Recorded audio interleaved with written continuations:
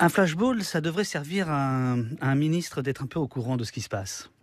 Je me permets juste deux petites secondes, je vais vous répondre sur le flashball parce que c'est totalement lié au mensonge d'État qui a été proféré hier par M. Castaner. Deux choses l'une, soit M. Castaner est mal informé, soit il ment.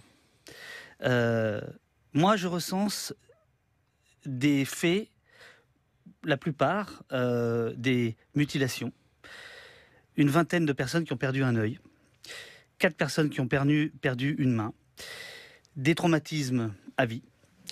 C'est documenté. C'est-à-dire que ce que je ressens, si vous voulez, parce que je suis tout seul, donc je ne peux pas tout recenser. Ce que je ressens, c'est dès lors que c'est filmé ou photographié ou suffisamment documenté d'un point de vue de témoignage, si vous voulez.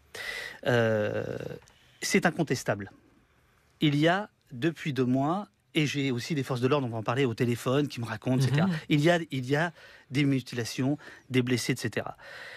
La grande partie de ces mutilations, etc., c'est effectivement ce qu'on appelle le flashball. Alors c'est un peu un abus de langage parce que en fait le flashball c'est une famille, c'est la première invention de ce qu'on va appeler dans les années 90 à l'époque les armes à létalité réduite, ce qui est un terme assez curieux, qui est très orwellien, c'est-à-dire ça tue pas vraiment.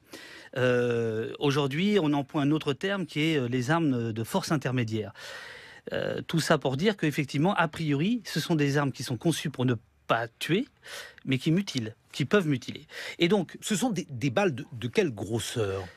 alors écoutez, moi je suis pas armurier, j'ai pas tellement de fascination pour les armes. Ce que je peux vous dire, c'est que le fabricant aujourd'hui, enfin celui qui fabriquait les flashballs, s'en prend à l'autre fabricant qui fabrique ce qu'on appelle maintenant le LBD. Le LBD, c'est en fait ça qui est surtout à l'œuvre aujourd'hui. Ce sont des balles en caoutchouc de 40 mm qui vont à 300 km/h et qui au départ sont pensées pour immobiliser quelqu'un. Donc, normalement, on doit viser les jambes ou le corps. Interdiction formelle de viser la tête, interdiction formelle de viser les parties génitales. Malheureusement, on a à peu près une centaine de blessés graves.